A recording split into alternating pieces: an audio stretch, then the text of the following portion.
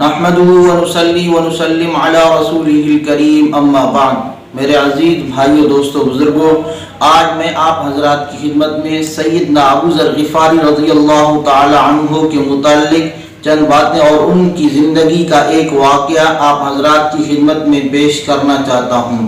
میرے عزیز بھائیو، دوستو، بزرگوں، سیدنا ابو ذر غفاری رضی اللہ تعالی عنہ اسلام لانے والوں میں سے سب سے چھٹے نمبر پر ان کا نام ہے، اور یہ اسلام سے پہلے سیدنا ابو ذر غفاری رضی اللہ تعالی عنہ کے متعلق ہم یہ بھی ان کا ایک واقعہ بھی پیش کریں گے، اور آپ کو یہ بھی بتائیں گے کہ سیدنا ابو ذر غفاری رضی اللہ تعالی عنہ کا اصل نام کیا تھا۔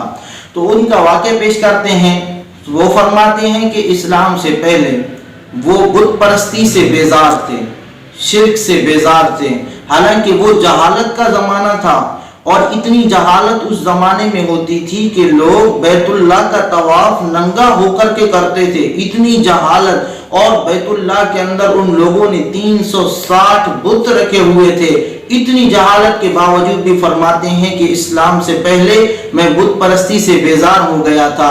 تو ان سے وجہ پوچھی گئی کہ اس کی وجہ کیا ہے، تو انہوں نے فرمایا کہ اس کے پیچھے ایک وجہ، ایک راز یہ ہے کہ ایک مرتبہ میں جنگل کی طرف نکلا، اور اس وقت ہمارے پاس ہم بتوں کو پوجتے تھے، تو میرے پاس ایک چھوٹی سی مورتی تھی، ایک مورتیاں بنا کر کے پھر ہم اسے اپنے جیب میں رکھتے تھے کہ جی یہ ہمارا خدا ہے، جہاں پر بھی جنگل میں ہمیں کوئی تکلیف پیش آئی تو یہ ہماری مدد کرے گا۔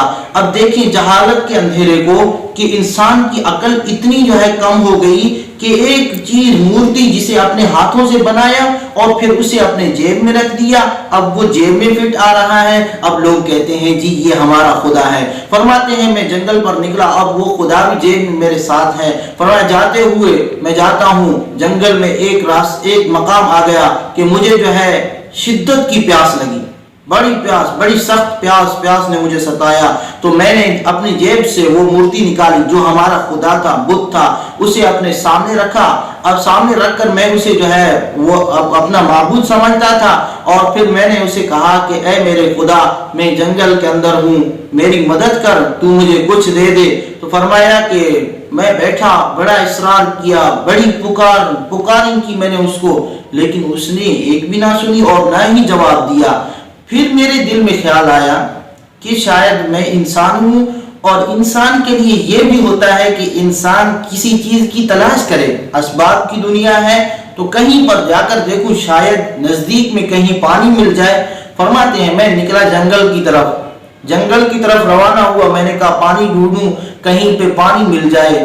تو جب میں بہت دور تک پھرتا رہا، بڑی دیر تک پھرتا رہا، تلاش کرتا رہا، لیکن مجھے پانی نہ ملا۔ فرمایا اس کے بعد میں جب واپس آتا ہوں وہاں جہاں میری سواری تھی، اور وہ میرا خدا جو وہاں پر پڑا ہوا ہے، فرمایا اب جو میرا خدا ہے اس کے اوپر سے پانی ٹپک رہا ہے۔ تو میں حیران، اور پھر میں نے کہا واہ میرے خدا، تو خود تو پانی کے اندر نہا رہا ہے، غسل کر رہا ہے، اور مجھے پینے کے لیے ایک قطرہ بھی نہیں دیتا۔ میں شکوہ کرنے لگا، پھر بھی اس سے کوئی جواب نہیں آیا۔ میں نے اپنے دل میں کہا کہ چھپ کر تو دیکھوں یہاں پانی کہاں سے آ گیا، اس کے اوپر یہاں پر تو پانی کا کوئی نشان ہی نہیں ہے، یہ بت کے اوپر پانی کہاں سے آ گیا۔ میں ایک طرف چھپا۔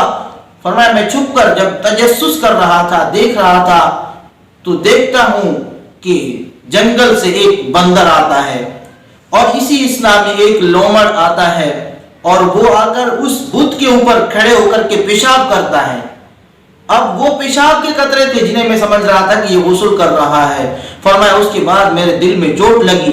میں نے کہا اے ابو ذر، ایسے بت کی تو پوجا کر رہا ہے کہ جو اپنے آپ کو پیشاب کے قطروں سے نہیں بچا سکتا، جو اپنے آپ کو پیشاب کے قطروں سے نہیں بچا سکتا، وہ تیری مدد کہاں سے کرے گا۔ فرمایا میرے دل پہ چوٹ لگی، اسی دن سے میں نے اسے پھینک دیا۔ میں نے کہا یہ کسی کام کا بھی نہیں، یہ تو خود کو نہیں بچا سکتا پیشاب کے قطروں سے۔ تو میرے بھائیوں، ہمیں سبق حاصل کرنا چاہیے اس واقعہ کے متعلق کہ دیکھیں اللہ کے سوا ہم جن کو پکارتے ہیں، اللہ قرآن میں فرماتے ہیں اللہ کے سوا جن کو تم پکارتے ہو والذین تدعون من دون اللہ لا یخلقون شیئا وهم یخلقون، جن کو تم پکارتے ہو وہ کوئی چیز پیدا نہیں کر سکتے، وہ تو خود پیدا کیے ہوئے ہیں۔ اموات غیر احیاء، سورہ نحل کے اندر اللہ تبارک و تعالیٰ فرماتے ہیں اللہ کے سوا جن کو تم پکارتے ہو وہ مردہ ہیں، زندہ نہیں ہیں۔